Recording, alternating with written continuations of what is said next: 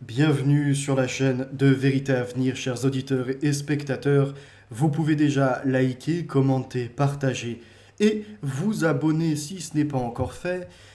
Aujourd'hui, nous sommes déjà à la quatrième émission d'une longue série sur le transhumanisme.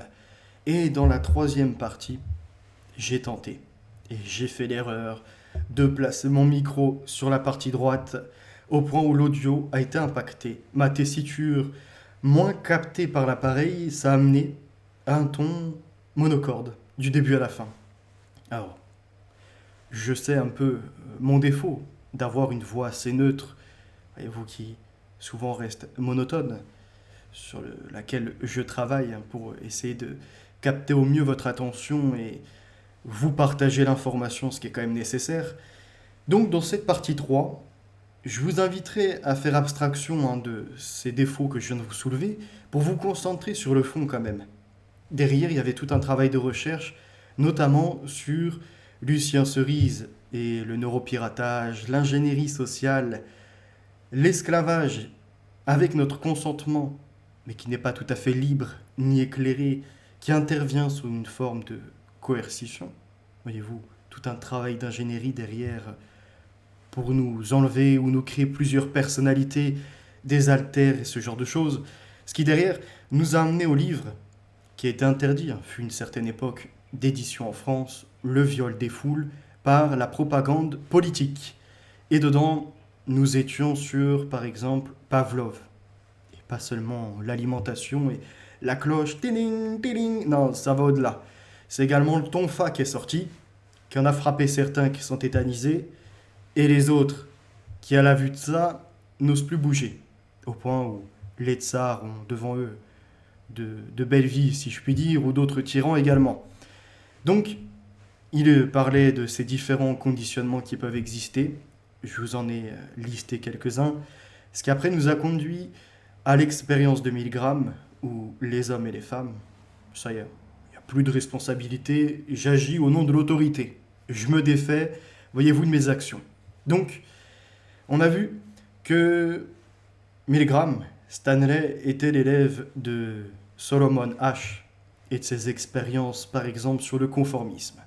Derrière, on s'est intéressé également à la publicité, à la façon de créer des besoins, des envies, des mouvements de foule, devrais-je dire.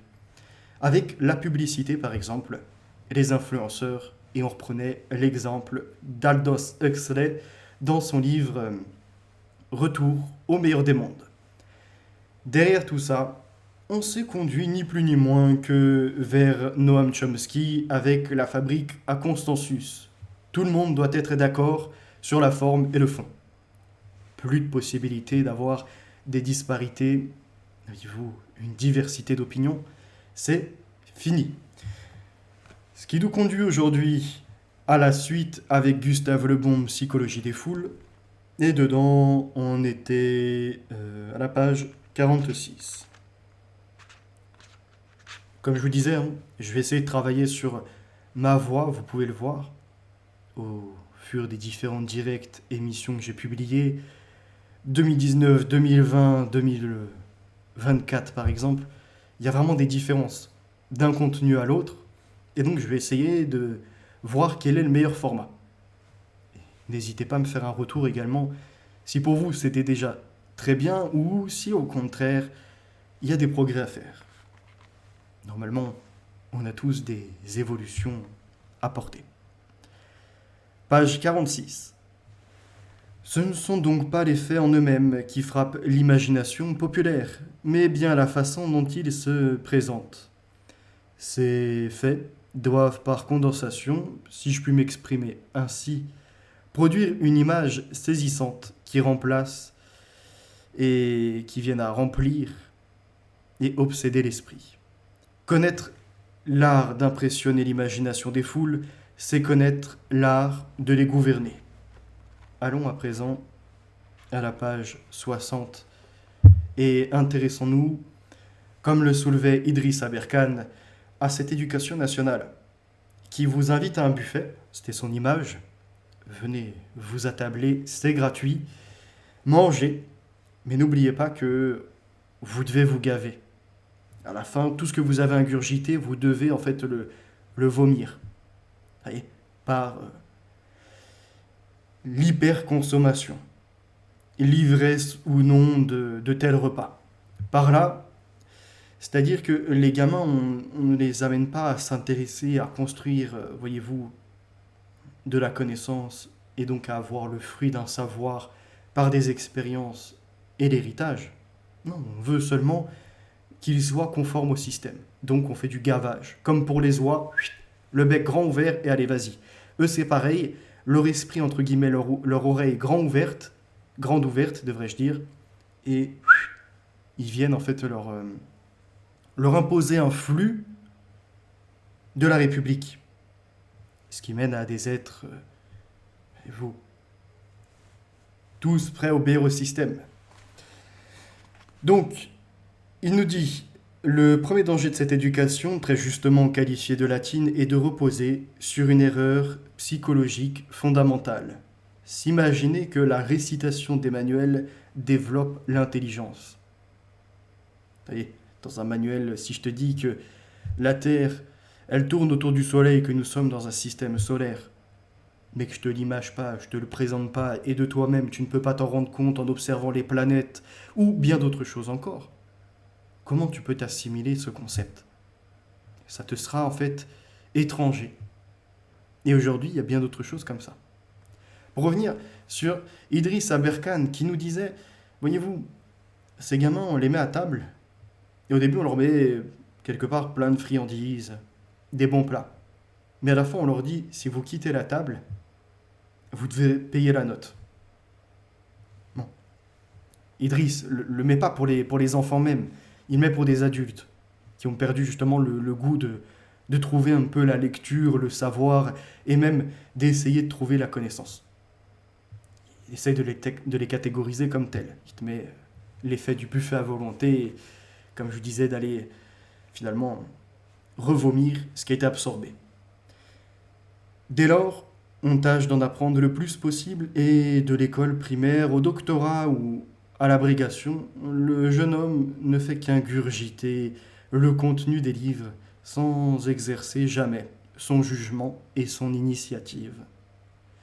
L'instruction, pour lui, consiste à réciter et à obéir. Je cite. Apprendre des leçons, savoir par cœur une grammaire ou un abrégé, bien répété, bien imité, voilà, écrivait un ancien ministre de l'instruction publique, M. Jules Simon, une plaisante éducation où tout effort est un acte de foi devant l'infaillibilité du maître et n'aboutit qu'à nous diminuer et nous rendre impuissants. Fin de citation. Si cette éducation n'était qu'inutile, on pourrait se borner à plaindre les malheureux enfants auxquels, à la place de tant de choses nécessaires, on préfère enseigner la généalogie des fils de Clotaire, des luttes de la Neustrie et de l'Austrasie, ou des classifications zoologiques, mais elle présente le danger plus sérieux d'inspirer à celui qui l'a reçu un dégoût violent de la condition où il est né et l'intense désir d'en sortir. L'ouvrier ne veut plus rester ouvrier. Le paysan ne veut plus être paysan. Et le dernier des bourgeois ne voit jour pour ses fils d'autres carrières possibles que des fonctions salariées par l'État. Au lieu de préparer des hommes pour la vie, l'école ne les prépare qu'à des fonctions publiques où la réussite n'exige aucune lueur d'initiative. En bas de l'échelle sociale, elle crée ses armées de prolétaires mécontents de leur sort et toujours prêts à la révolte. En haut, notre bourgeoisie frivole, à la fois sceptique et crédule, imprégnée d'une confiance superstitieuse dans l'État-providence, que cependant elle fronde sans cesse, inculpant toujours le gouvernement de ses propres fautes et incapable de rien entreprendre sans l'intervention de l'autorité. Ce dont on parlait dans les réformes sociales, vous savez, où je vous disais en fait que ces gens veulent constituer l'État nounou, tout puissant, et comme ça, c'est l'État qui est coupable de tout, et dans un même temps, c'est l'État qui doit tout statuer. qui doit rentrer dans les moindres sphères publiques comme privées. Vraiment, de A à Z, maîtriser la société par ni plus ni moins que le communisme. Oui, une forme de fascisme où la bureaucratie a toute une armée de personnes qui sont employées aux frais de, voyez-vous, les gens qui travaillent véritablement et qui en plus se permettent de nous taper dessus, de nous ramener à leur ordre imposé. L'État qui fabrique à coups de manuel tous ses diplômés ne peut en utilisant qu'un petit nombre et laisse forcément les autres sans emploi. Oui, la fonction publique, même si elle s'élargit, ces postes ne sont pas non plus illimités. Donc ça mène à devoir sélectionner et en laisser bon nombre avec des bacs plus 2, plus 5, des masters, finalement, à être là, à se dire merde, je déteste le capitalisme, je haïs la bourgeoisie et bien d'autres choses, puisqu'ils n'ont pas été recrutés. Page 68. Et le mot liberté, que pouvait-il signifier de semblable à ce que nous comprenons aujourd'hui, à une époque où la liberté de penser n'était pas, même pas soupçonnée, et où il n'y avait pas de forfait plus grand et d'ailleurs plus rare que de discuter des dieux, des lois et des coutumes de la cité. Le mot patrie, dans l'âme d'un Athénien ou d'un Spartiate, signifiait le culte d'Athènes ou de Sparte, et nullement celui de Grèce, composé de cités rivales et toujours en guerre. Le mot même de patrie, quel sens avait-il chez les anciens Gaulois divisés en tribus rivales, de races, de langues et de religions différentes, que vainquit si facilement César parce qu'il eut toujours parmi elles des alliés. Rome seule dota la Gaule d'une partie en lui donnant l'unité politique et religieuse, sans même remonter si loin. Et en reculant de 2 siècles à peine, croit-on que le même mot de patrie était conçu comme aujourd'hui par des princes français tels que le Grand Condé, s'alliant à l'étranger contre leur souverain. Et le même mot encore, n'avait-il pas un sens bien différent du sens moderne pour les émigrés, s'imaginant obéir aux lois différentes, donc aux lois de l'honneur, en combattant la France et y obéissant en effet à leur point de vue, puisque la loi féodale liait le vassal au seigneur et non à la terre, et que là où commandait le souverain, là était la vraie patrie. Ce qui m'a intéressé à la suite de cette page, c'est notamment lorsqu'il vient à parler de la différence des mots. Et tout à l'heure, je lisais dans un livre des synonymes avec famille et maison. Et vous savez, on a entendu par exemple la maison des Rothschild. Bien d'autres d'ailleurs. Souvent, les grandes familles ont ce prestige d'avoir la maison de, qui en fait ne renvoie pas un domicile, mais c'est le titre prestigieux de famille sous une autre forme. Je ne sais pas si vous étiez au courant. Là, pareil, pour le côté de appartenir à une patrie, ce qui était porté il y a 400 ans n'est plus la même chose actuellement. Et on peut aller plus loin dans ces idées comme l'identité, ou l'étranger, le barbare. Hier, c'était celui qui ne parle pas la langue. Aujourd'hui, c'est en général celui qui, voyez-vous, est capable d'actes atroces, de comportements non civiques, qui ne connaît pas la civilisation. Nombreux sont les mots dont le sens a ainsi profondément changé d'âge en âge. Nous ne pouvons arriver à les comprendre comme ils l'étaient jadis qu'après un long effort.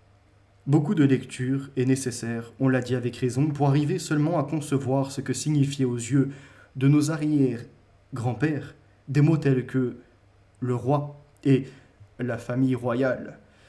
Qu'est-ce alors pour des termes plus complexes ? Par exemple, les mots n'ont donc que des significations mobiles et transitoires, changeant d'âge en âge et de peuple à peuple.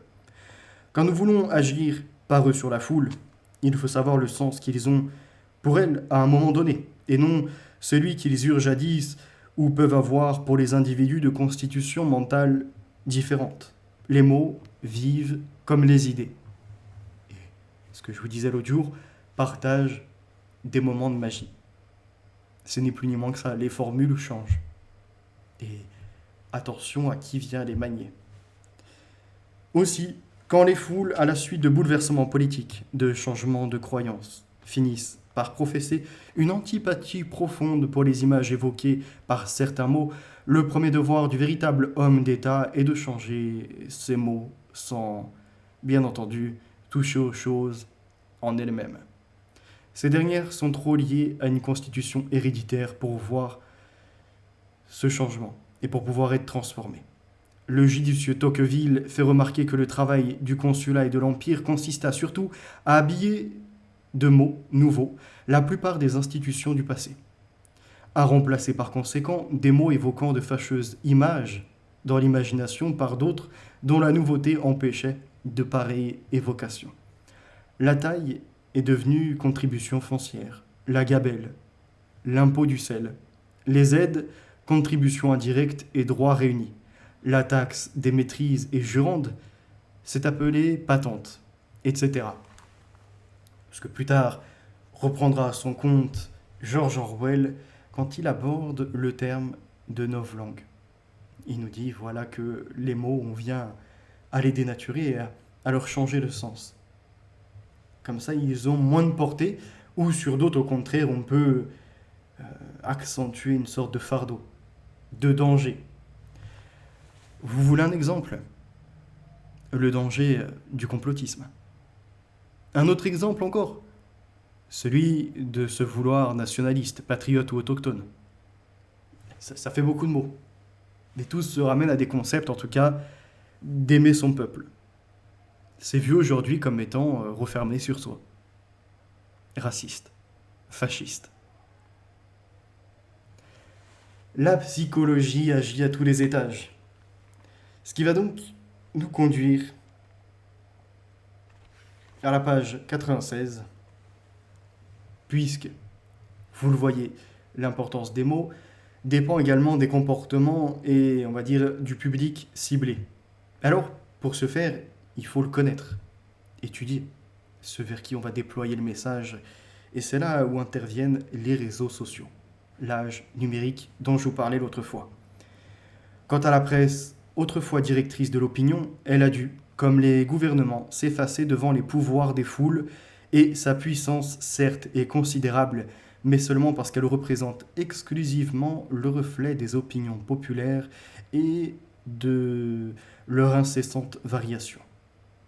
Devenue simple agence d'information, elle renonce à imposer aucune idée, aucune doctrine. Ce que disait Noam Chomsky, les médias vous créent leurs propres experts, mais font en sorte maintenant de ne plus avoir d'invités avec des vraies opinions. On ne confronte plus les idées. Seulement, ça se fait le relais, voyez-vous, de l'AFP, Comme ils obtiennent des subventions, ils doivent suivre en fait le programme du gouvernement, du parti, du pouvoir qui est en place. Et dans un second temps, on l'avait vu par la publicité, suivre les marchés privés et à partir de là, voir ce qui s'impose à eux dans la ligne éditoriale. Donc, éviter tout conflit, toute chose qui pourrait créer, entre guillemets, de la cérébralité auprès de personnes, vaut mieux développer plutôt de la célébrité, voyez, au lieu de la cérébralité, de la célébrité. C'est-à-dire avoir des gens comme ça qui portent des voix, des sortes d'experts, mais qu'en fait sont que des issues des voix de garage. Et les vieux organes solennels et influents d'autrefois, dont la précédente génération écoutait pieusement les oracles, ont disparu ou sont devenus feuilles d'informations encadrées de chroniques amusantes, de cancans mondains et de réclames financières. Quel serait aujourd'hui le journal assez riche pour permettre à ses rédacteurs des opinions personnelles? Et quelle autorité ces opinions obtiendraient-elles près des lecteurs, demandant seulement à être renseignés ou amusés, et qui, derrière chaque recommandation, entrevoit toujours le spéculateur? La critique n'a même plus le pouvoir de lancer un livre ou une pièce de théâtre. C'est fini. Et on le voit même des fois avec ce qui est financé par le CNC. Le CNC va déposer sur la table des millions pour produire au cinéma, voyez-vous, un petit film pour favoriser les migrants. Mais même là, c'est un échec. Et les entrées sont comptées par quelques dizaines de milliers tout au plus. Et encore, par les amis, les gauchistes et les activistes qui sont mis comme ça dans les assos. Ceux qui ont eu leur petit billet gratuit. Des millions hein, qui sont dépensés pour quelques dizaines de milliers d'entrées parce qu'ils n'arrivent plus, ils échouent en fait à leur manipulation. La critique n'a même plus le pouvoir de lancer un livre ou une pièce de théâtre. Elle peut nuire, mais non servir. Les journaux ont tellement conscience de l'inutilité de toute opinion personnelle qu'ils ont généralement supprimé les critiques littéraires, se bornant à donner le titre du livre avec 2 ou 3 lignes de réclame, et dans 20 ans, il en sera probablement de même pour la critique théâtrale. Épier l'opinion publique, et même personnelle devrais-je dire, est devenue aujourd'hui la préoccupation essentielle de la presse et des gouvernements. Quel effet produira tel événement ? Tel projet législatif, tel discours ? Voilà ce qu'il faut savoir. Ce n'est pas facile, car rien n'est plus mobile et plus changeant que la pensée des foules. On les voit accueillir avec des anathèmes ce qu'elles avaient acclamé la veille.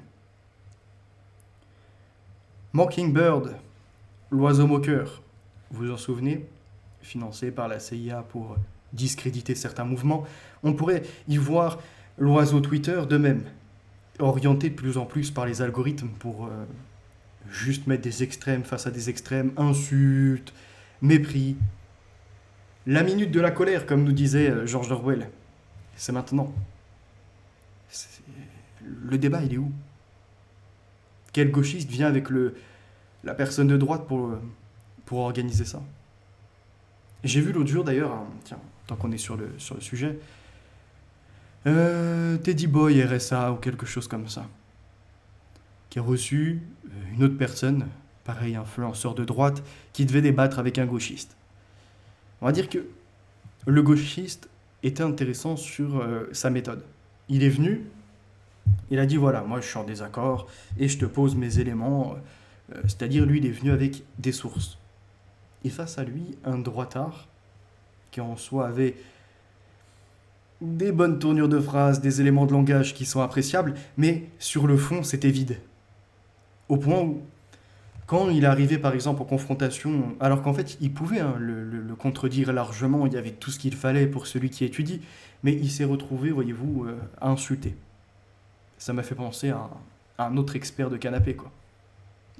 Dès qu'ils en viennent à perdre la possession, entre guillemets, de leur auditeur, face à quelqu'un qui maîtrise mieux le sujet, ou en tout cas qui pourrait créer comme ça de la réflexion, ils en viennent à insulter, à mépriser, et à terminer par la menace. Ce que je trouve plutôt scandaleux. Et là, c'est la même chose.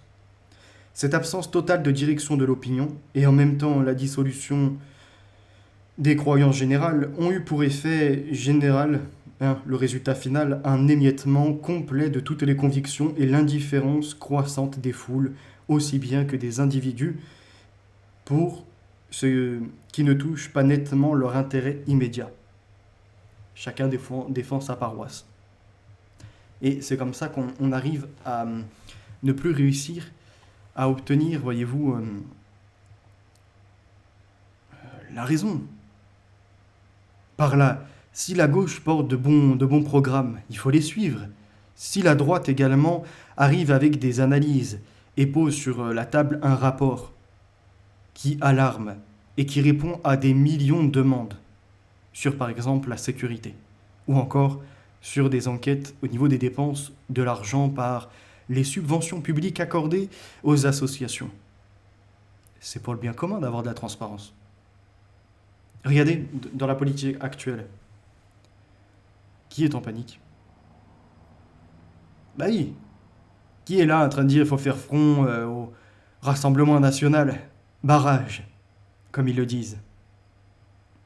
Les maçons et les francs-maçons, les gauchistes, tous ceux qui sont gavés de subventions publiques.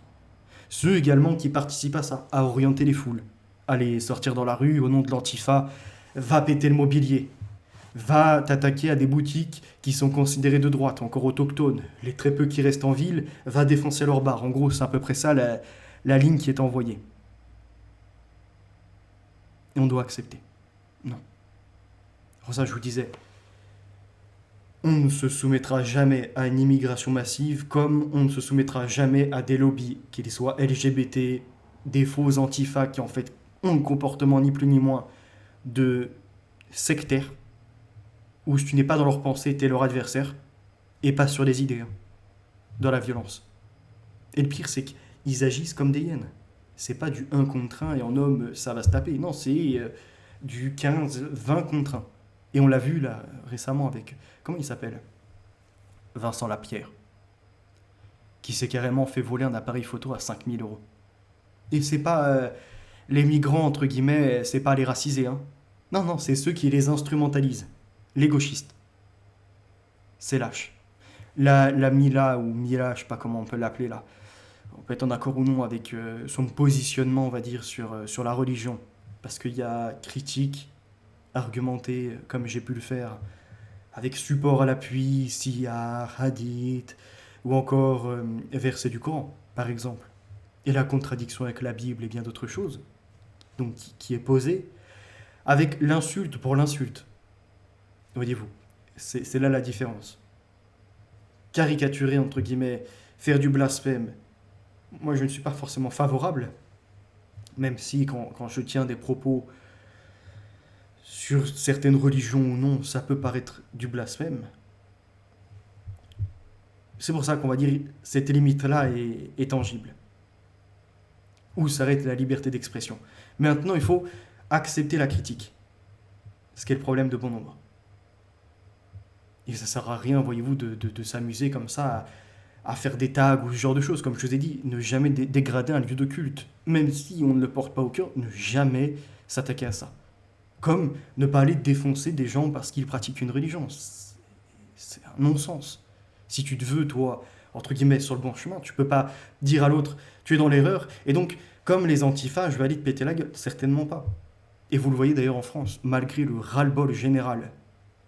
La cocotte minute qui est là, ça fait un moment qu'on l'entend.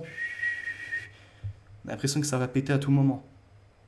Et bien, malgré ça, les Français qui se reçoivent des coups de couteau, les femmes qui sont violées, les détournements de fonds, ceux qui montent des associations type Assa Traoré pour nous cracher dessus, nous les autochtones, et bien d'autres encore. Ceux que l'on voit prioritaires dans les HLM et compagnie, je pourrais comme ça faire un listing. Les autochtones, ils gueulent, mais ils restent raisonnables. Juste, par contre, ils avertissent. Vous poussez le bouchon toujours plus loin, le jour où on va m'appeler à faire la manufacture du nettoyage, vous en assumerez les conséquences. Point. C'est tout. On peut être en paix avec ceux qui sont en paix. D'accord ? Mais la psychologie des foules, les créations de masse, le triangle de Karpman dont nous avons parlé précédemment, créer des bourreaux pour qu'il y ait des victimes et faire inverser les rôles, et qu'à un moment ou un autre, ceux qui organisent ça, qui se présentent pour les sauveurs, eux débarquent sur la scène publique et disent ça y est, stop, on est là pour vous. On vous mettra des caméras, une note sociale. On vous contrôlera peut-être avec une montre connectée pour vos pas, et comme celui qui embrasse l'électronique en semi-liberté. On ira plus loin peut-être à anticiper ou non à la Minority Report les comportements délictueux, anticiper le crime avant qu'il soit commis. Ce que voulait faire Estrosi. Alors, c'est beau hein, de vouloir limiter la criminalité, la délinquance et ce genre de choses. Mais alors, Estrosi, il faudrait peut-être respecter la voix du RN quand elle a été portée pour interdire des tableaux de la honte faisant l'apologie des pédocriminels, avec des sortes de diables dessinés avec des langues comme ça là qui vont jusqu'à des enfants. C'est quel genre d'horreur qui a pu être exposé en France comme ça? Hein? Et gauchistes, et vous êtes où sur les affaires de Jack Lang, comme Bendit, et de bien d'autres, Mitterrand, etc. Pas grand monde pour se mobiliser, hein?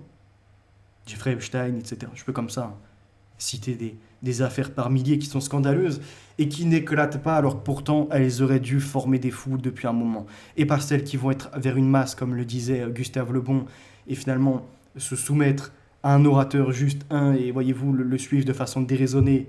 Non, la foule peut avoir ses vertus également.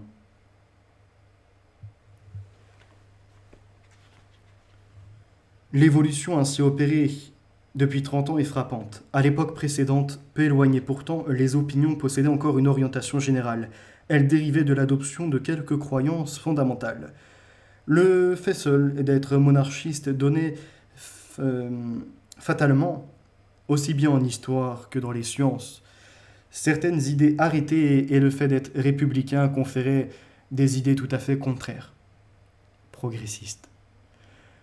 Un monarchiste savait pertinemment que l'homme ne descend pas du singe et un républicain savait non moins pertinemment qu'il en descend. Le monarchiste devait parler de la Révolution avec horreur et le républicain avec vénération.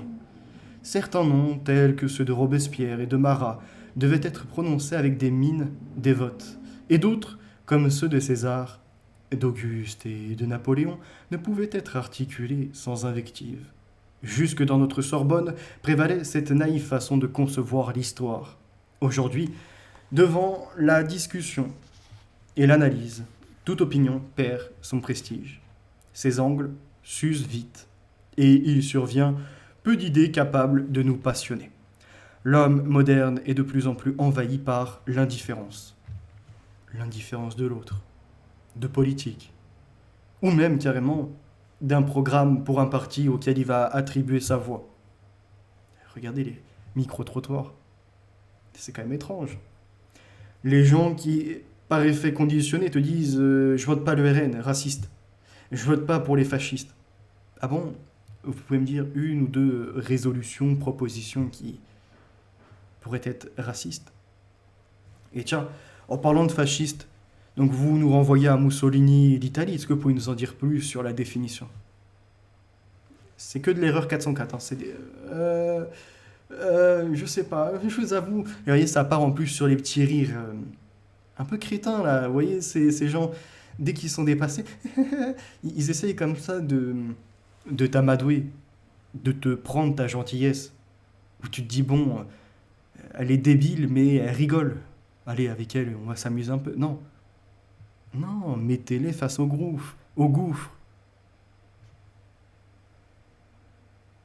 L'indifférence est grave. Et quand tu t'intéresses, pas les autres, aux partis et à ce qu'ils revendiquent, j'ai été voir le programme de 2022 de Marine Le Pen. Assez étrange. Le site internet a été fermé. Il y avait à peu près une vingtaine à une trentaine de petits livrets avec chaque proposition, la famille, ce que l'on va faire également pour l'agriculture ou ce genre de choses. Tout ça a disparu. C'est quoi? Ils vont revenir sur toutes les propositions ou il y a des choses à cacher? Ne déplorons pas trop cet effritement général des opinions. Que ce soit un symptôme de décadence dans la vie d'un peuple, on ne saurait le contester. Les voyants, les apôtres, les meneurs, les convaincus en un mot, ont certes une bien autre force que les négateurs, les critiques et les indifférents. Mais n'oublions pas qu'avec la puissance actuelle des foules, si une seule opinion pouvait acquérir assez de prestige pour s'imposer, elle serait bientôt revêtue d'un pouvoir tellement tyrannique que tout devrait aussitôt plier devant elle. Ce qui veut dire par là que quand le communisme voudra former sa 6e République, ça sera fini de pouvoir obtenir des librairies qui impriment des choses qui vont à contrario de leur idéologie. Critiquer le dogme, ça sera vu au-delà d'un blasphème. Vous voyez, nous, en religieux, critiquer Dieu, c'est quelque chose d'ultra scandaleux. Critiquer ses apôtres et ses prophètes, ça l'est, mais à un moindre degré déjà. Mais eux, ils veulent te placer, en fait, les partisans de leur nouvelle société comme étant au-dessus des saints, des religieux et même de Dieu. Ils te disent ni maître, ni Dieu, et pourtant ils constituent l'homo novus qui, en montant petit à petit dans la connaissance, veut lui-même se voir comme l'homo deus, s'augmenter, dépasser sa mortalité. Et ça va bien au-delà dans le planisme qui le porte avec l'idée d'un bien commun, comme le disait Hayek. Mais quand ils viennent à te dire qu'ils ont un agenda, Et donc, il porte ni plus ni moins que la perfectibilité de l'être humain. C'est bizarre.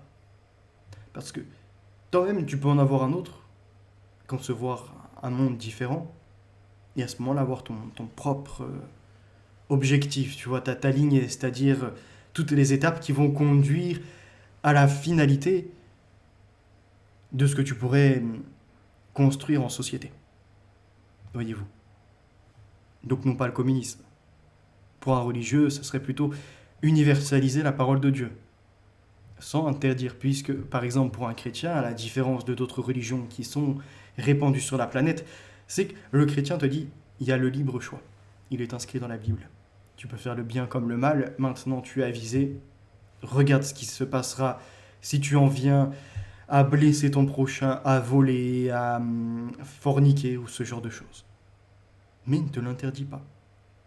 Et c'est là la différence entre la coercition, le côté tyrannique, et celui qui veut te faire développer de toi-même en fait tes vertus. Ce qu'on amène en fait au savoir. Savoir, c'est une transmission et c'est de l'expérience.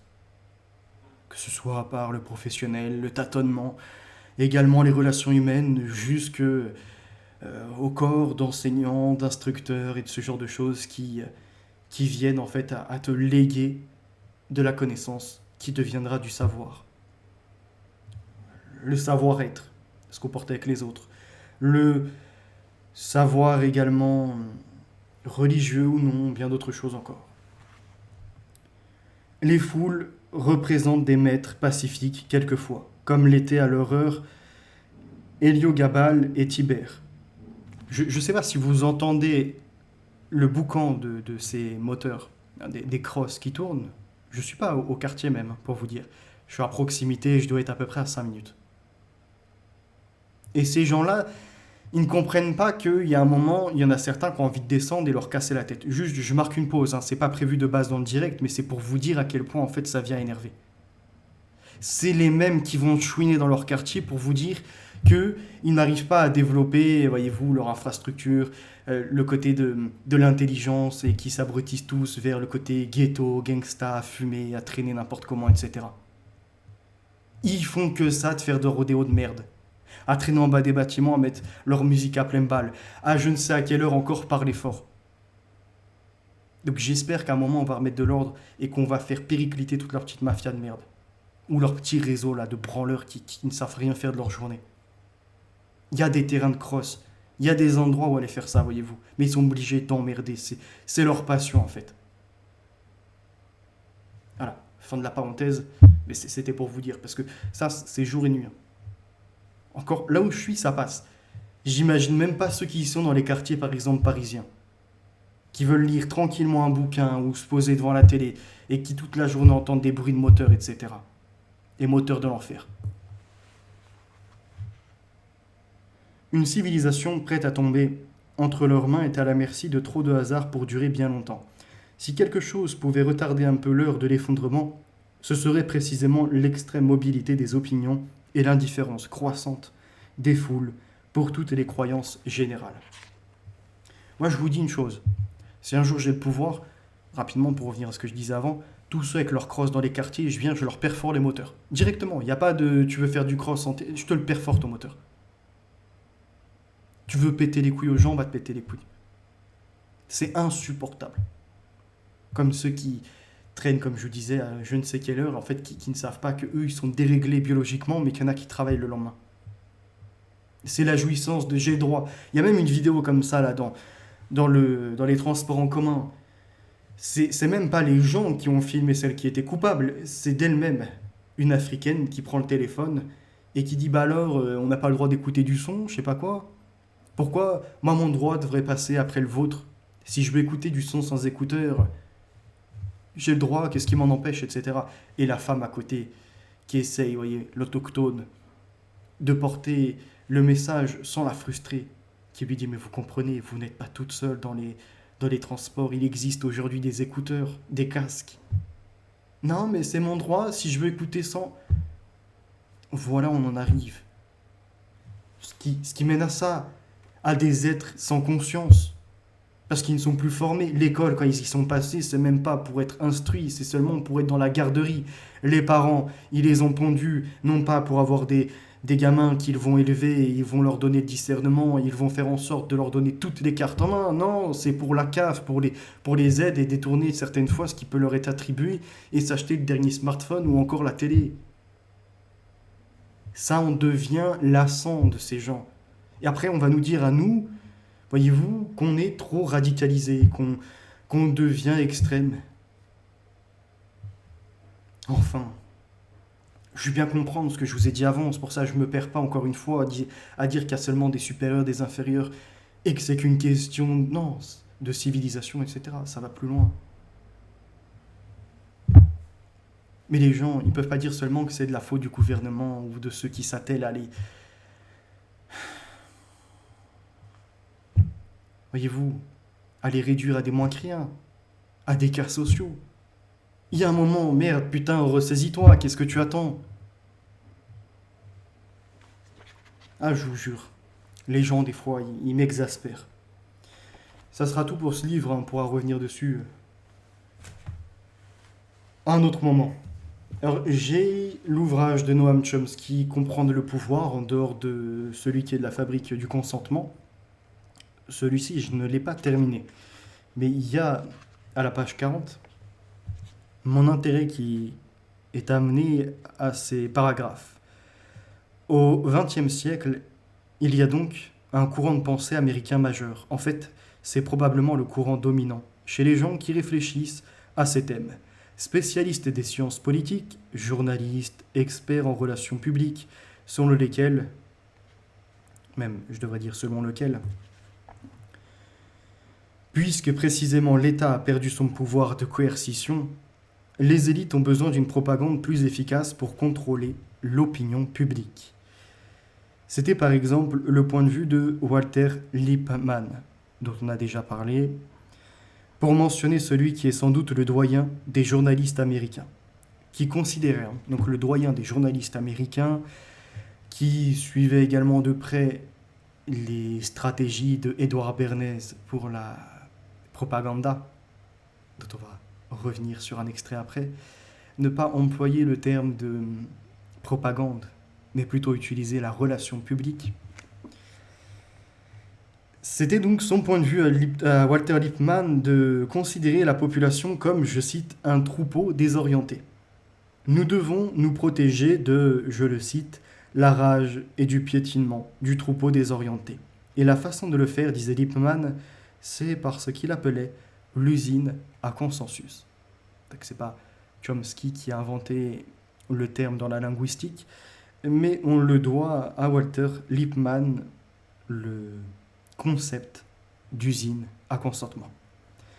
Si l'on ne peut pas le faire par la force, il vaut le faire par l'usine à consensus constituée à cet effet. Déjà dans les années 1920, le premier manuel de l'industrie des relations publiques avait réellement pour titre Propaganda. En ces temps-là, les gens étaient un peu plus honnêtes. Cela débutait ainsi. La manipulation consciente et intelligente des habitudes organisées et des opinions des masses est une caractéristique centrale d'un système démocratique. C'est pratiquement dit de la sorte. Ensuite, il précise que c'est la tâche des minorités intelligentes de réaliser cette manipulation des attitudes et des opinions des masses. Ce qui renvoie à notre ami Lucien Cerise. La dictature des minorités. Comme on nous le laisse entendre aujourd'hui, les minorités racisées qui doivent nous orienter et nous donner la marche à suivre. C'est du marche ou crève. Hein. T'es pro-migrant ou tu crèves. En tout cas, c'est ce qui se prépare. C'est vraiment la doctrine principale de la pensée intellectuelle libérale, démocrate, moderne. Si l'on ne peut plus contrôler le peuple par la force, on a besoin d'un meilleur endoctrinement qui se fait par les formules exercées par le langage. Et je reviens d'ailleurs sur ce que je disais hier. La gestuelle n'est donc pas le paraverbal, mais le non-verbal. Le paraverbal étant plutôt la tonalité, la tessiture, et bien d'autres choses encore, on va dire, de la modulation de la voix. Voilà. Je me corrige parce que, entre-temps, je continue aussi à m'élever. Pour ce livre, ça sera tout. S'il y a tant à dire encore, mais je le conserve pour une autre démonstration. Et je vous emmène hop, attendez, j'oublie quelque chose avant ça, puisqu'on était sur propaganda. Donc, ceux qui le veulent, hein, je le rappelle, la guerre ouverte contre les peuples est gratuit par mail. C'est Phenotix, Phenotix,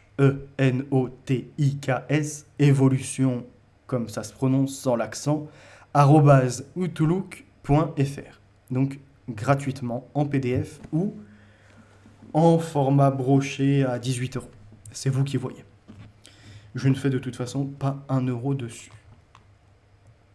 Allons à la page 77 et regardons ce qui se dit. Donc la propagande a beaucoup évolué avec la naissance de la guerre psychologique dans laquelle elle trouve des prolongements. En 1962, Jacques Ellul distingue 2 types de propagande. La propagande politique, qui est très ancienne et dont on connaît globalement aujourd'hui les modes de fonctionnement, et un nouveau type de propagande, la propagande sociologique. La première, celle des gouvernements, partis et groupes de pression, se distingue de la seconde qui, moins visible, se rapproche de la socialisation, que l'on peut définir elle-même comme, je cite, un processus d'inculcation des normes et valeurs dominantes par lequel une société intègre ses membres. Ellul oppose le caractère direct, délibéré et coercitif de la propagande politique que l'on trouve en priorité dans les régimes totalitaires, au caractère plus vaste, plus incertain, idéologique, diffus, inconscient et spontané de la politique sociologique. Celle-ci, que l'on répugne à désigner sous le terme de propagande, dans nos démocraties pluralistes, agit en douceur, par imprégnation. Il s'exprime par la publicité, le cinéma commercial, les relations publiques, la technique en général, l'éducation scolaire, les services sociaux. Toutes les branches infiltrées par la gauche. On nous dira qu'apparemment ils n'ont pas le pouvoir depuis 50 ans et que si le pays vient comme ça à s'effacer et à chuter, c'est de la faute de la droite. Que le danger est à la porte actuellement de l'extrême droite qui prendrait le pouvoir. Alors que 40 ans de socialisme ont conduit le pays à la ruine, à l'effacement de notre grandeur. Je n'irai pas comme Trump à dire la grandeur à l'Amérique, hein, et donc la grandeur à la France. Mais quand même, je veux dire par là qu'il y a bien un problème qui est perceptible. Là, c'est même pas seulement, voyez-vous, une sensation momentanée où on pourrait se tromper sur nos sens. Il est question d'un constat que l'on peut avoir par des études, des articles de journaux, des livres, des spécialistes qui vous disent que l'hôpital s'effondre, que la politique, les gens la délaissent parce qu'ils voient trop de corruption, qu'il y a quand même eu de la coercition avec le virus, entre guillemets, on va pas trop en parler pour éviter la censure, qu'il y a des associations qui ont pullulé pour favoriser les autres à la place des nôtres, que l'éducation est en train d'échouer à sa mission de construire les êtres humains, les adultes de demain. Donc derrière, on voit bien que l'éducation scolaire, les services sociaux, le côté des relations publiques, la publicité et même le cinéma ont tous été infiltrés par la gauche. Si les résultats sont si mauvais, passons maintenant à l'autre bord.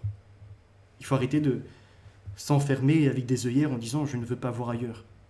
Je reste sur ma direction. Je suis lobotomisé, je n'arrive pas. Je vois que ça ne va pas, mais le changement, c'est pas pour moi. Ou en même temps.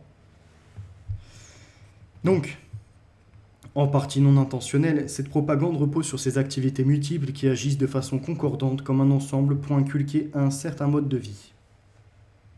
Alors, c'est là où j'en venais au cousin de Sigmund Freud, qui d'ailleurs l'est,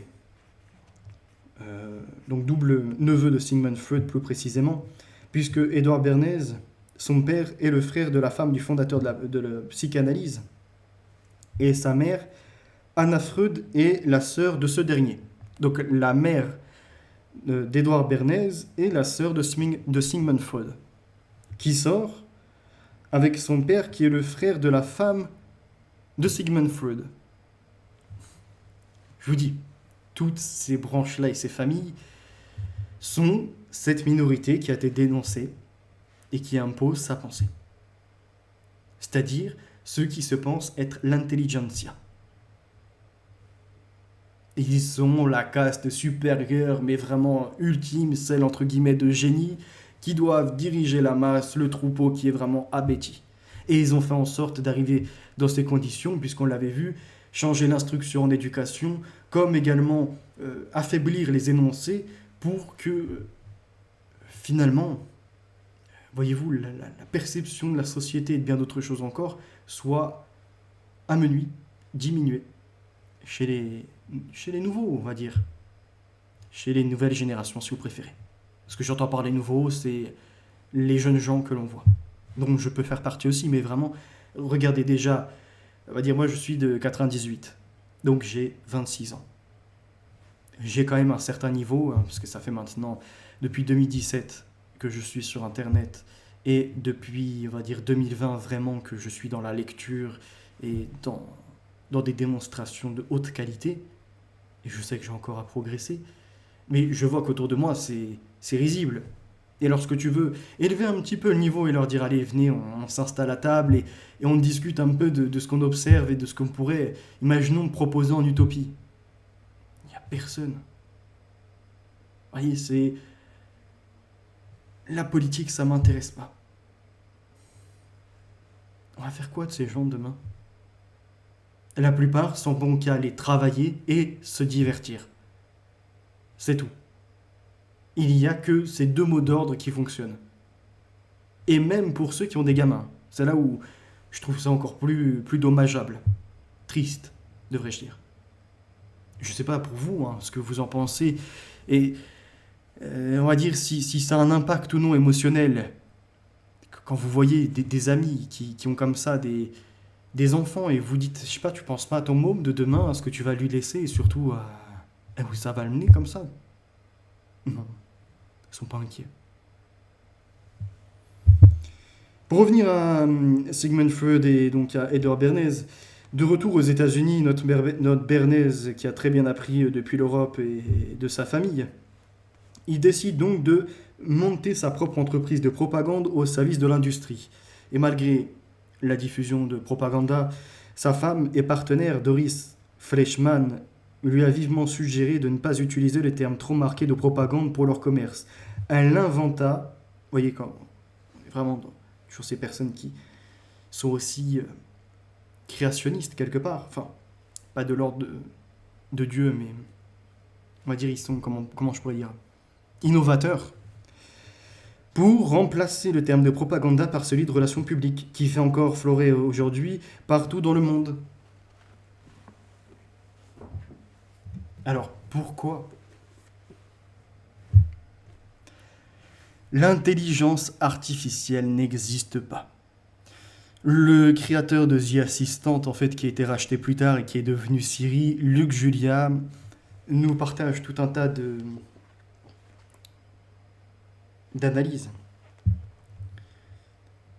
Et puis, il vient casser certains mythes. Moi, ce qui m'a intéressé, c'est la page numéro 153. Nous sommes toujours sur la partie, on va dire, de l'ingénierie sociale. Mais si je peux dire à mon téléphone « Appelle Adam », au lieu de cliquer sur son nom, c'est encore plus simple. Et si je n'ai même plus besoin de téléphone et que je dis ou même pense simplement « Appelle Adam », en portant juste ma main à mon oreille, j'enlève encore des barrières. Vous allez voir de quelles barrières il parle. Technologiquement, tout cela est compliqué et requiert de mélanger beaucoup de disciplines, mais à la fin, ce qui intéresse les gens, ce n'est pas la technologie en elle-même, mais ce qu'elle permet, à savoir l'accès à des services de façon simple et naturelle.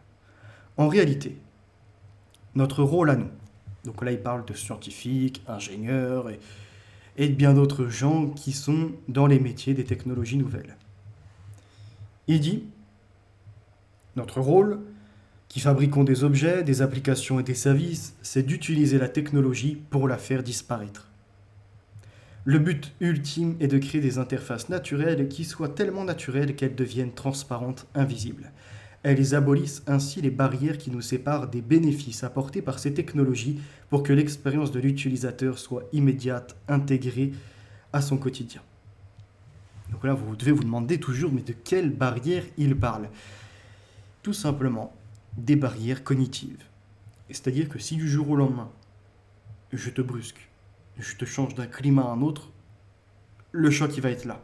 Tu seras tétanisé, tu seras sur place ou tu seras réfractaire, tu t'opposeras.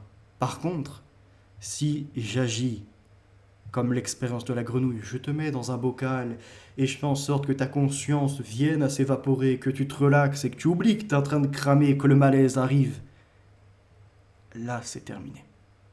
Et c'est exactement ce qui se passe, vous l'avez vu, avec ces politiques qui créent le consentement. On ne parle plus de propagande mais de relations publiques.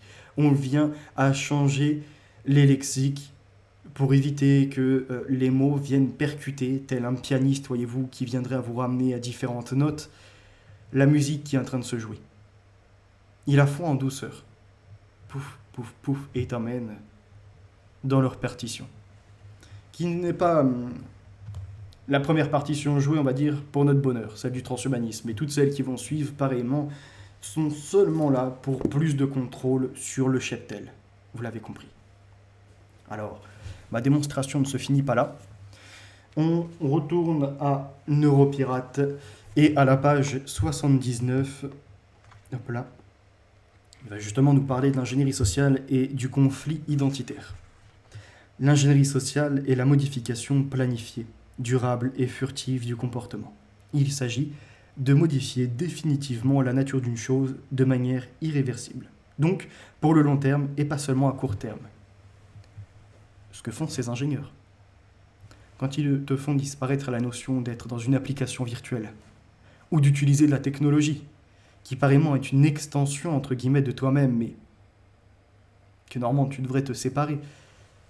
Tu devrais avoir la notion que c'est pas une succession de ton corps. Tu vois ce que je veux dire? Ton corps se limite au biologique. Et pourquoi pas à la métaphysique, à ton spirituel. Le téléphone, l'ordinateur, tout ça en soi, c'est du matériel. Mais pourquoi ce hardware est en train de disparaître et quelque part ils sont en train de créer une sorte d'interface? Voyez-vous, ils mettent tout en image et ils simplifient la fluidité de la navigation, de la relation, on va dire, qu'on va avoir avec la machine, pour avoir un software. Vous voyez, le logiciel entre ton cerveau et la machine. Et donc, comme on le voyait, il n'est plus question de retenir des numéros de téléphone, ils sont dans le répertoire. Et puis maintenant, même à disposition du vocal. Quand hier, il fallait quand même les chercher dans le répertoire, au moins faire l'effort de trouver la lettre et la personne concernée. Aujourd'hui, tu le dis.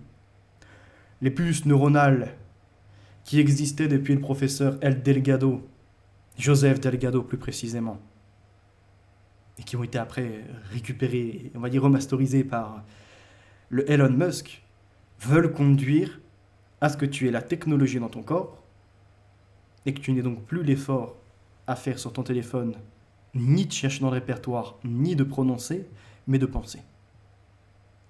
Mais quand tu penses avec la machine, du coup, où s'arrête, on va dire,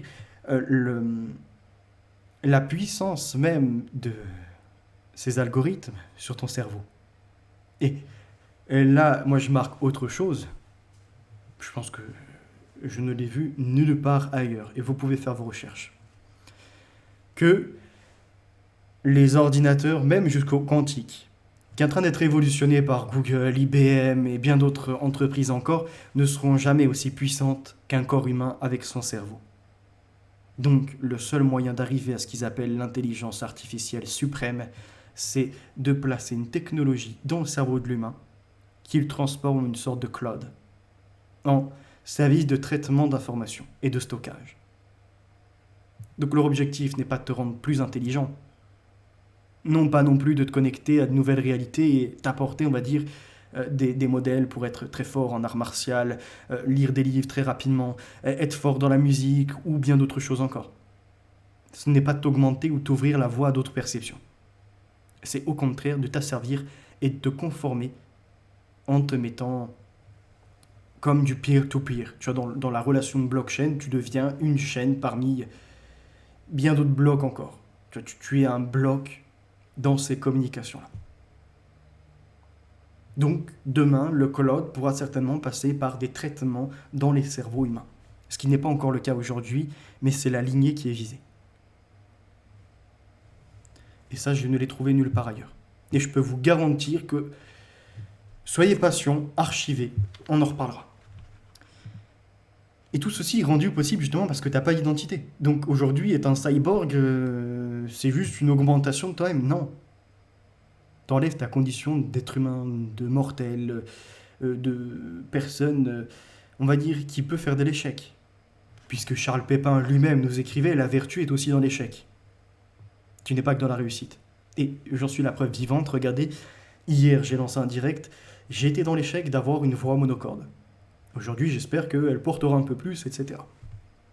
Il y a bien d'autres choses où on peut se tromper également. Mais c'est ça qui fait notre force. Reconnaître l'erreur pour apprécier, voyez-vous, après le diagnostic, la solution, après l'effort, le réconfort. Bon bah, il est l'heure maintenant de profiter du bilan. Donc, de savoir à quel exercice s'attacher. Pour revenir à notre neuropirate Lucien Cerise, c'est ce qui distingue l'ingénierie sociale de la propagande et de la manipulation dont les impacts sont ponctuels et réversibles. Les deux concepts de l'ingénierie sociale sont l'hameçonnage et le conflit triangulé. Oui, t'as mordu. Comme le poisson. Mais au vu des quantités, là, c'est les filets qui sont lancés. Les bateaux, ils sont sortis. Donc l'hameçonnage, bien évidemment, c'est le côté du phishing, c'est le côté de pouvoir carrément même usurper ton identité. La machine te connaît mieux que toi-même. Elle n'oublie rien. Leur application permet de produire le sentiment qu'un conflit est inévitable, alors qu'en réalité, il pourrait très bien s'arrêter ou même ne pas commencer. Ceci dans l'optique de naturaliser des structures conflictuelles qui ont été construites de manière artificielle. Il n'est pas excessif de parler ici de piratage de l'esprit et du comportement, comme on parle de pirater un ordinateur. Dans les deux cas, il s'agit de violer discrètement les défenses et l'intégrité d'un système de sécurité afin de prendre le contrôle ni vu ni connu. L'intérêt de cette approche d'ingénierie sociale est de fournir une méthodologie compacte avec des recettes et des mots-clés.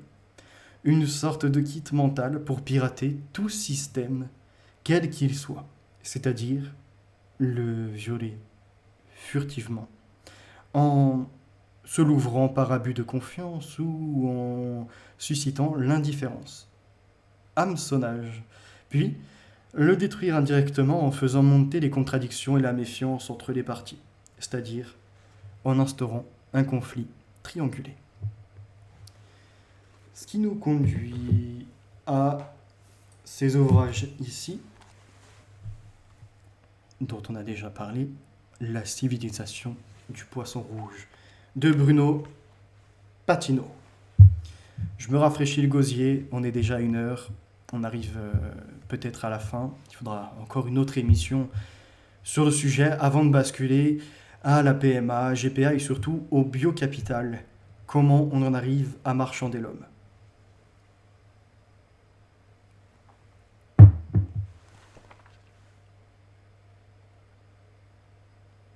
Page numéro 13.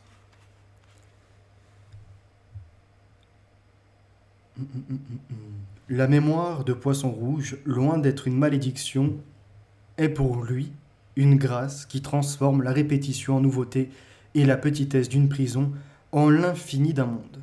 Cette fameuse mémoire de Poisson Rouge est-elle une légende ? Beaucoup d'entre nous ne se sont jamais posé la question, simplement heureux d'avoir une expression à utiliser lorsque nous voulons nous excuser d'un moment d'inattention. Mais Google ne connaît pas de limite à l'extension du domaine de son calcul numérique. Et l'homme donc annonce que son entreprise a réussi à calculer le temps d'attention réelle du poisson. Le fameux attention span, ou span, je ne sais pas comment on prononce la chose. Et celui-ci est effectivement dérisoire. Le poisson rouge est capable de fixer son attention au maximum jusqu'à 8 secondes. Au-delà, retour à zéro. Il passe à autre chose et remet à zéro son univers mental. Reste que l'homme n'en a pas fini de ses annonces. Les ordinateurs de Google ont également réussi à estimer le temps d'attention de la génération des millénials. Et c'est plutôt alarmant, puisque le temps d'attention, donc la capacité de concentration de la génération milléniale, est maintenant à 9 secondes. Non pas qu'après ils ont oublié, mais qu'au-delà de 9 secondes, ça y est, ils sont déjà passés, voyez-vous, distraits. Vous voyez ce geste? Ils scrollent. Et c'est là où c'est triste, parce que bon nombre, même des adultes aujourd'hui, sont dans ce modèle de consommation, et lorsqu'ils arrivent sur des vidéos comme les miennes, il y en a beaucoup qui quittent le navire trop tôt. Et je regardais là l'autre jour, mes vidéos, des fois sur 1 heure, je suis entre 15 et 22 minutes de rétention, on va dire, de la concentration des gens. Sur à peu près des vues qui sont aux alentours de 30, 50 à 100 vues. D'accord, c'est plus des milliers de vues que je faisais fut une époque. Des référencements a suivi, bien d'autres choses encore. Plus l'analyse des mots-clés, c'est sûr.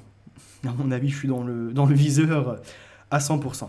Et puis, comme je vous disais, mes échecs aussi à retrouver, on va dire, des modulations dans la voix pour pouvoir capter mieux l'attention au possible. Alors que la qualité est vraiment présente. Celui qui veut aujourd'hui, voyez-vous, me dire que je suis un imbécile ou que je suis seulement une éponge, j'attends de lui, ou même j'attends d'eux, puisqu'ils sont plusieurs, avoir de telles démonstrations comme je l'ai fait ces derniers temps. L'appui de livre, stoppage, le côté du recoupage après avec d'autres articles ou non, et l'ajout de réflexion, peut-être de petit niveau, mais j'attends quand même qu'ils puissent produire ce genre de choses. Parce que la plupart sont bons seulement qu'à critiquer et puis à se faire le relais de ce qu'ils ont entendu ici et là. Et rien de plus. Un bon attendeur.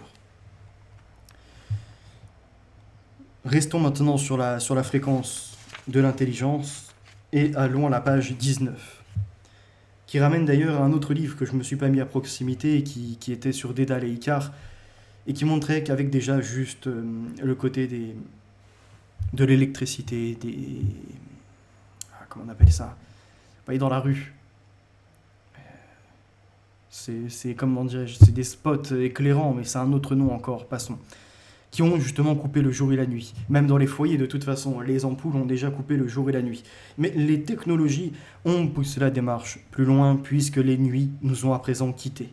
L'écran du téléphone portable éclaire désormais la pénombre. Sa luminosité a été réduite au niveau le plus faible, mais sa veille, pourtant, est active. Elle trouble le sommeil de son propriétaire, qui ignore tout du travail des cellules ganglionnaires à mélanopsine de sa rétine. Connaît-il d'ailleurs leur existence? Ce sont elles qui envoient au noyau suprachiasmatique de l'hypothalamus de son cerveau l'ordre de se réveiller, car elles confondent la lumière bleue des LED avec celle blanche du jour. L'horloge interne du dormeur est déréglée, son sommeil intranquille. Et en dehors de ça, il est en plus harcelé par soit les vibrations, soit les effets sonores pour l'avertir d'un message, ou d'une notif sur un réseau social. Ce qui va donc nous conduire à la page numéro 24, avec une très belle analyse qui dépeint le malheur de la société. La société numérique rassemble un peuple de drogués hypnotisés par l'écran. À trop faire le parallèle avec les aptitudes qu'avaient créées chez nous les journaux, la radio, la télévision, nous n'avons pas pris garde au glissement de l'habitude vers l'addiction. Comme je disais, addicts aux algorithmes, ils en perdent la faculté de penser. A contrario de la loi de Moore, qui tous les 18 mois augmente en capacité, l'homme est en train de sombrer dans autre chose. Il pensait épouser, voyez-vous, l'utopie de Thomas Morus ou Thomas More, mais en fait en repoussant la mort et bien d'autres choses par les technologies, ils ne vont pas sur l'île paradisiaque, mais plutôt dans un rêve paranoïaque. je faisais différents rassemblements de ce qui peut exister sur les critiques de ces algorithmes, de cette société marquée par le numérique, au fer rouge. 3 éléments distincts définissent ce phénomène: la tolérance, la compulsion et la suétude. La tolérance énonce la nécessité pour l'organisation d'augmenter les doses de façon régulière pour augmenter et obtenir le même taux de satisfaction. Comme de la drogue. Quand vous en consommez, au tout début, c'est récréatif. Puis quand vous tombez dans l'addiction, c'est plus une bière qu'il faut, c'est le pack. C'est plus un joint ou une taf, ça va être le gramme. Et puis ça va aller au-delà dans les consommations, voyez-vous, qui détruisent en plus le corps, qui ne mènent pas du tout à une liberté. Là, c'est la même chose. L'addiction numérique, c'est pareil. Ça t'arrache de ta réalité. Et à la fin, ça te dégrade physiquement, psychiquement, sur tous les stades. Toutes les couches, devrait-on dire. La compulsion traduit l'impossibilité pour un individu de résister à son envie. Et la suétude, la servitude, en pensée comme en acte à cette envie qui finit par prendre toute la place dans l'existence. Le simple énoncé des critères conjugués à l'observation de nous-mêmes et de notre entourage force le diagnostic. Nous sommes sous emprise. Et l'emprise étend peu à peu son royaume, installant ça et là des fragilités mentales jusqu'ici inconnues. C'est le cas pour les personnes qui, face à eux-mêmes, préfèrent se regarder avec des filtres. Oui, oh, je suis trop blanc. Oh, j'ai un bouton. Oh, j'ai un défaut. Il faut que je change mon nez. Oh, on me critique. Parce que dans cette société, je pense que ça remonte à la nuit des temps, la méchanceté, surtout quand on est déjà jeune, entre nous, on aime bien critiquer les uns et les autres, et nous-mêmes, on subit tout un flot de mesquinerie. Ce qui veut dire par là que sur certains critères dont on n'avait pas fait attention, on vient focus dessus, à créer un mal-être. Puis qu'après, en grandissant ou non, quand on arrive à s'affranchir, on va dire, de certains regards, ou de même ce que l'on fait sur nous-mêmes, la déformation, voyez-vous, de ce qu'on voudrait se voir en défaut, alors qu'à première vue, les autres qui nous abordent ne le constatent même pas. C'est là où il faut être dans une juste critique. Savoir s'auto-gérer, pas tout le temps se flatter et augmenter un ego qui ferait que tu prends les autres pour des moins que rien et tu te penses supérieur, mais ne pas non plus te flageller et t'insulter tous les jours et te rabaisser comme si tu étais un moins que rien. Donc tu dois trouver la voie à une philosophie juste qui va t'amener à des hauts, à des bas, à ces montagnes russes qui de temps en temps vont, voyez-vous, te mettre dans un état de satisfaction et à d'autres moments te dire putain, j'ai pas été bon. Bref. Mais là, les réseaux sociaux, malheureusement, eux, vont créer le vice. Je crois qu'ils appellent ça la dysformophobie, je sais plus comment on appelle ça, où tu veux carrément passer sous une bistouri. Tu dis allez, c'est bon, je suis prêt à passer sur le billard et dépenser quelques milliers d'euros pour une chirurgie. Alors d'abord, ils font maintenant ce qui s'appelle la médecine esthétique.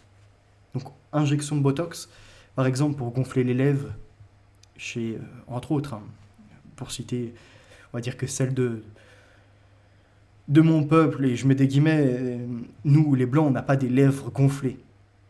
Donc, elles vont se faire injecter. Et pour être un peu plus bimbo, ressembler à ces spécimens qu'on voit sur les réseaux sociaux, qui rassemblent des milliers de likes, par des crèves la faim. Et c'est certes. Ah oui, elles vont se faire aborder de plus en plus dans la rue.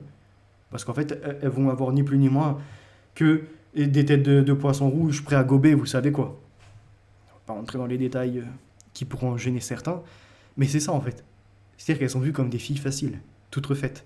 Et la dérive après mène à la chirurgie esthétique, donc implant mammaire, vouloir toujours plus d'artificiel, ne pas s'apprécier en fait comme le Créateur nous a fait. Et je rappellerai que ceux qui diraient que je suis gros alors je dois être fier d'être gros, ou je suis maigre et ainsi soit-il, non.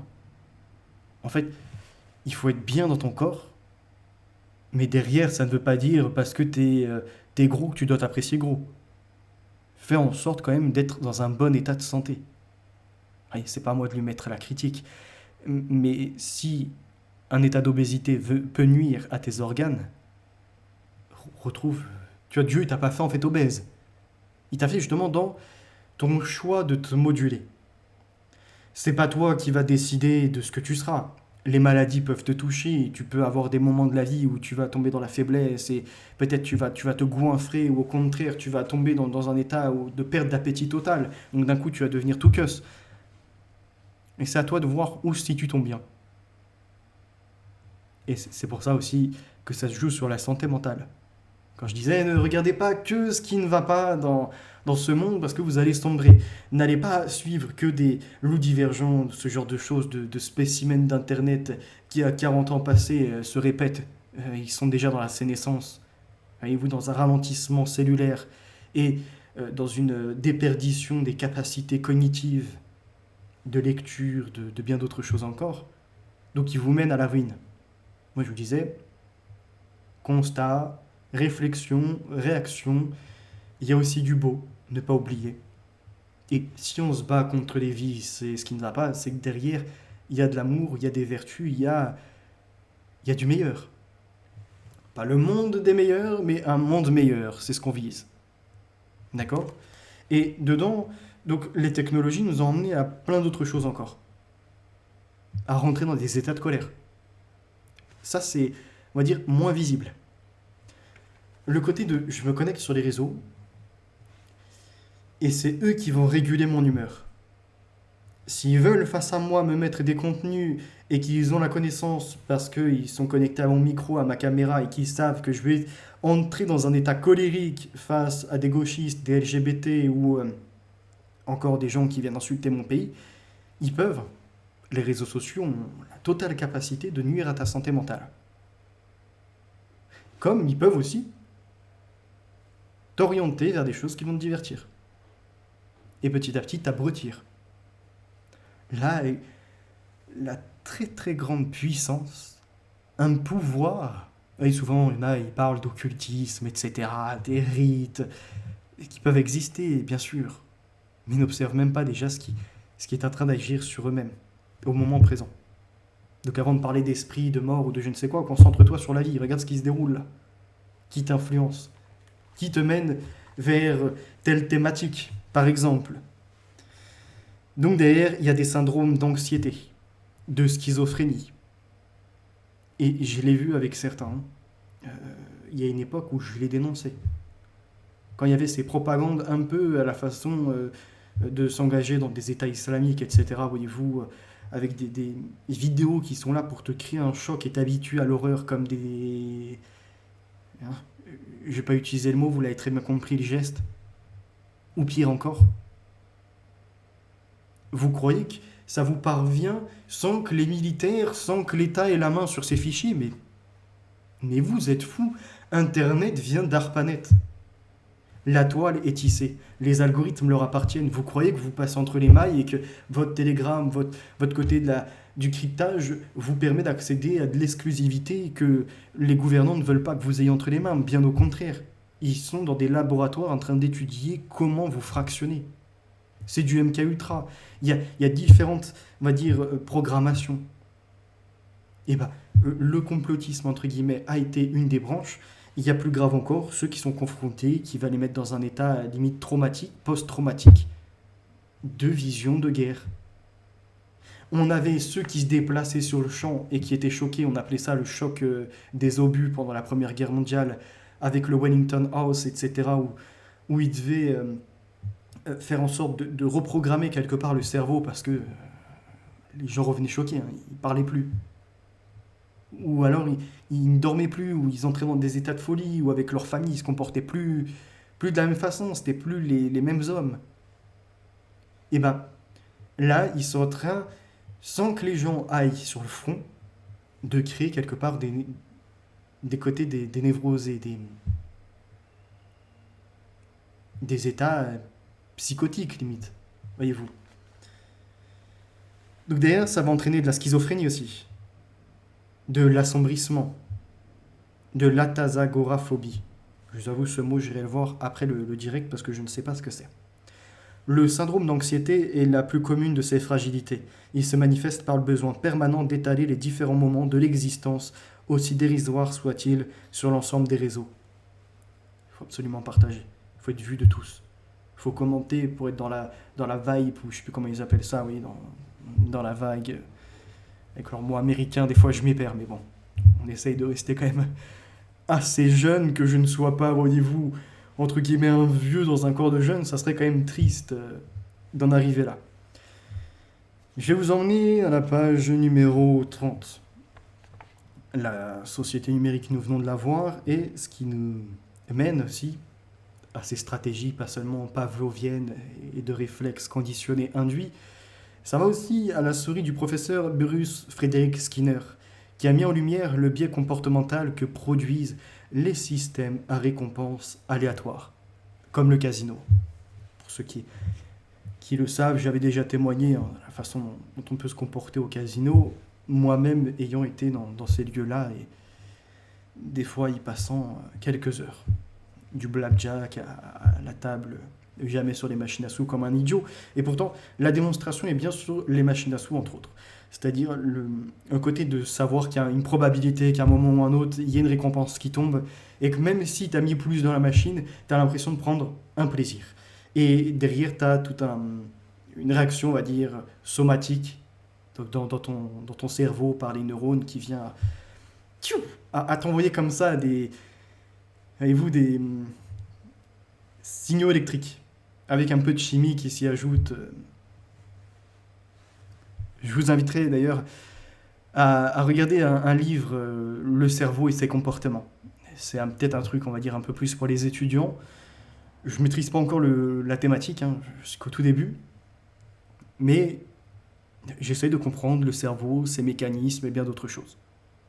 Puisque ceux qui nous travaillent vraiment au corps même, vous voyez, quand on dit travailler au corps, il y a les boxeurs, ce genre de choses, mais eux c'est pareil, ils nous travaillent au corps d'une autre manière.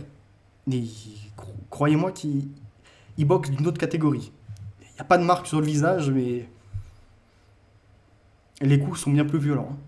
Vous voyez, quand vous avez les très gros combats, là, des Tyson, des Ali, etc., qui arrivaient et qui pouvaient même jusqu'à des moments s'effondrer, et pour certains, de ces ultra-chocs, on arrivait à avoir des problèmes cérébraux, voire même à perdre certaines motricités, ce qui est dommage pour eux.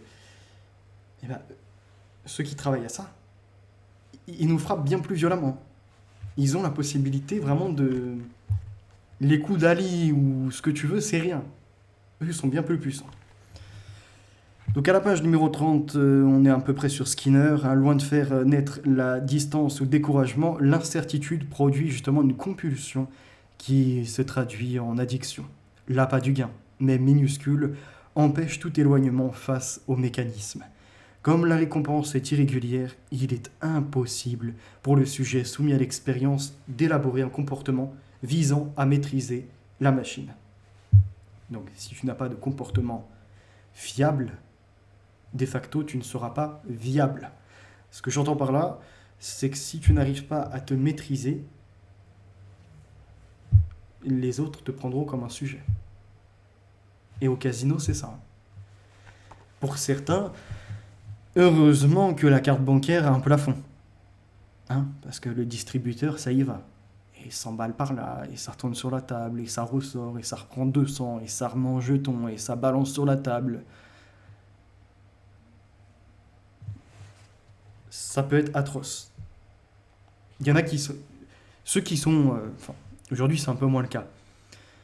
Mais il y en a, vous vous dites, avant, ils venaient, ils se positionnaient devant des casinos, ils connaissaient justement ces expériences de Skinner, ou non d'ailleurs, mais enfin, en tout cas, les comportements de gens qui n'arrivent plus à avoir la maîtrise sur leur acte, sur leur agissement. Ils se positionnaient devant les casinos, avec ce qu'il fallait, voyez-vous, en billets, et ils rachetaient pour une broutille des voitures ou ce genre de choses. Le mec complètement compulsif, il sortait, il fallait absolument de l'argent. Tiens, il y a quelqu'un devant, là, t'as perdu encore, tu sors, t'as pas quelque chose à vendre, une montre, ton téléphone, ta voiture. Et il rachetait pour une broutille. Et l'autre, il retourne comme ça jouer. Et c'est pas des mythes ce que je vous raconte. Hein. Il y a des témoignages, il y a... Peut-être que vous en connaissez dans la réalité. Souvent, en général, ceux qui sont ces stratégies. C'est notre Sican, les gitans, les forains également, et les tziganes savent très bien où se positionner entre guillemets pour faire les affaires. On ne retrouvera pas sur d'autres détails, que ce soit la pêche à la civelle ou ce genre de choses. Passons ces éléments. Et c'est pour vous dire, j'ai eu témoignage et tout à fait, on va dire, honnête, je pense pas que la personne mentait, sur ces stratégies justement d'aller devant les casinos. Tac. Page 68. Elle se nourrit d'elle-même. Plus elle réussit à créer des outils réussissant à s'approprier le temps encore disponible de l'utilisateur, plus il devient difficile de continuer à le faire, pour des raisons de fatigue. L'addiction à la drogue l'a maintes fois démontré. La satisfaction du manque entraîne une augmentation des doses. Il en est de même pour les armes de la captologie. Elles doivent augmenter leur charge si elles veulent continuer à développer leur influence et accroître leurs résultats économiques. L'exploitation de l'attention ressemble à celle d'une mine à ciel ouvert, plus coûteuse, plus difficile à mesurer. Et on le voit, c'est bien plus difficile à mesurer que l'exploitation se poursuit. Plus dangereuse pour les mineurs qui sont devenus les utilisateurs numériques dans la mine du temps. Les applications ont des conditions générales d'utilisation. Les CGU que bon nombre ne lisent pas. Et je fais partie de ceux qui mettent « j'accepte » sans forcément avoir lu tous les détails. Mais tout de même, j'ai des notions et certaines applications sont interdites aux gamins de 14 ans, comme TikTok. Snap, il me semble aussi. Alors, vous m'expliquez comment se fait-il que des mômes, et déjà par l'irresponsabilité de leurs parents qui ont abandonné leur mission, un téléphone en main, et qu'en plus ils soient sur les réseaux sociaux à justement être dans ces marchés de la neuroexploitation, qui est dans la captologie. Le maintien en alerte également par des notifications folles est devenu permanent. À l'alerte qui signalait un événement majeur s'est ajoutée celle de l'événement mineur, puis de l'événement virtuel qui aurait pu avoir lieu, et enfin de l'absence d'événement. Il en est de même sur les réseaux sociaux qui sont passés, écoutez bien, du signal pour annoncer l'activité sociale des amis à l'alerte pour signaler et souligner l'absence d'activité. On ne vous a pas vu depuis tant, et c'est le cas par exemple pour les entreprises de livraison, Deliveroo, ce genre de choses, qui profitent fête des mères, fête des pères, et bien d'autres choses encore. C'est la Saint-Valentin. Vous voyez, ils vous relancent par des notifications qui n'ont rien à voir avec ce que vous avez demandé au niveau de l'information, par également si un ami ou non a des choses à vous dire. Il n'y a maintenant plus de limite pour capter votre attention. Alors, je commence à avoir les gargouillements du ventre qui réclament d'être remplis. Donc on va aller à la page 87-89 et ça sera tout pour aujourd'hui. 87, hop. J'avais mis les algorithmes en prison. Il y avait d'autres choses, d'ailleurs, aussi au niveau de la façon dont chacun perçoit sa propre réalité. Je ne sais plus si je l'ai mis dedans ou pas. Tous les algorithmes comportementaux ne sont pas identiques, mais ceux des réseaux sociaux conjuguent en général plusieurs historiques de données pour bâtir leurs recommandations. Ce qui était d'ailleurs le cas pour l'application de rencontre également de Tinder. Il y avait un livre dessus, où une femme avait récupéré toutes les données et voyait qu'il y avait des sortes de notes qui étaient attribuées. Et suffit que tu sois mal vu et peu, on va dire, matché donc, dans l'engagement de rencontre, et moins tu seras promotionné.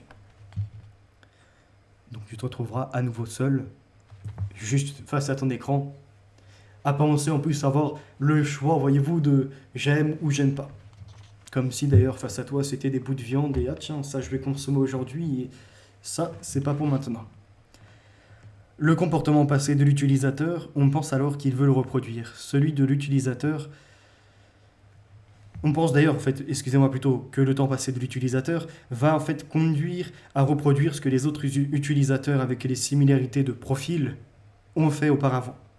L'association entre contenus proches également, et enfin les contenus les plus populaires auprès de l'ensemble des utilisateurs. Je vous passe certains descriptifs. Le poids respectif de tel ou tel critère reste confidentiel selon les réseaux sociaux qui incluent également des données à caractère commercial. Et comme je vous disais, c'est leur puissance de modifier ton comportement. Pour pariser, les algorithmes emprisonnent un utilisateur dans une bulle d'information qui l'enferme dans sa propre vision du monde et l'endoctrine avec sa propre opinion. Ce qui veut dire que, entre guillemets, si tu veux voir des méchants étrangers partout, tu le trouveras. Si tu veux voir des méchants occidentaux tous azimuts, pareillement, et si tu veux également que des sionistes soient dans toutes les affaires ou que des francs-maçons, pareil. Ça revient à un livre d'ailleurs dont je vous avais parlé, et je vous ferai la lecture, d'un type qui était emprisonné, qui pensait même carrément que comme il avait pris position contre le sionisme, les gens se rendaient chez lui, il lui avait placé des micros sans forcément qu'ils puissent les trouver. Il lui faisait du gang stalking. Je lui positionnais des gens dans la rue pour lui mettre la pression, ou le suivre, ou mal le regarder. Enfin, ça va très loin quand tu peux te persuader d'une chose. Ceux qui ont suivi Serge Monast, Bluebeam ou Claire Sévrac, avec l'empoisonnement par les chemtrails, ou ceux également, fut une époque, qui avaient Nenki, je pense à Alix Sator.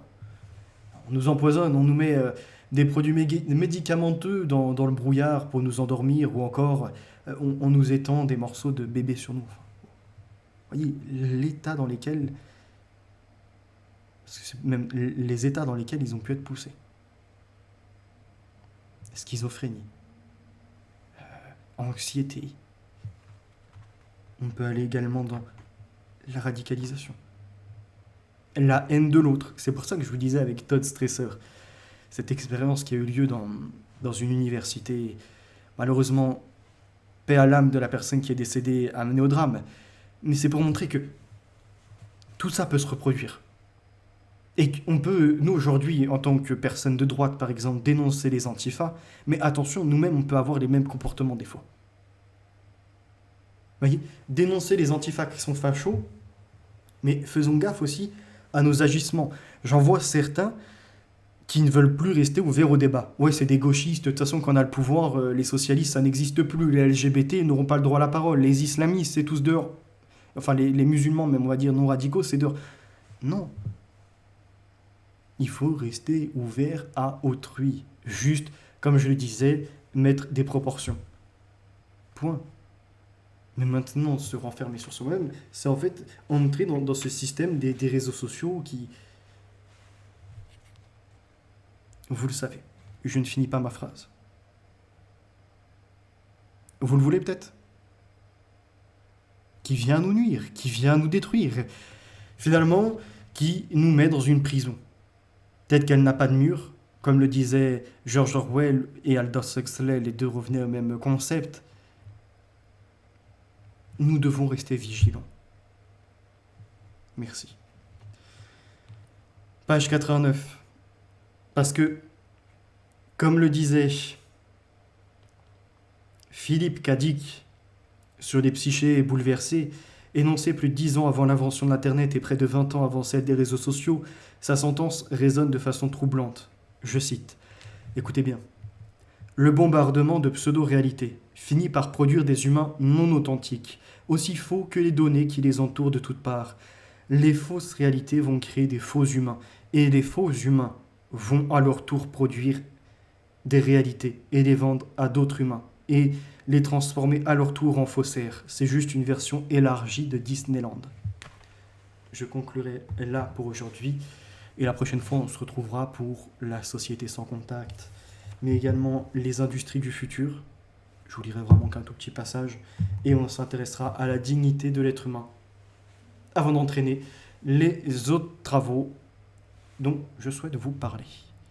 Merci pour votre écoute. N'hésitez pas à me faire un retour dans les commentaires pour me dire déjà si la voix était mieux, plus appréciable, ou si pour vous il n'y a pas de différence et c'est seulement moi, de ma perception, qui me suis leurré sur ce que je pouvais vous partager. À bientôt. La vérité est notre avenir, les valeurs sont ancrées et la victoire nous est assurée.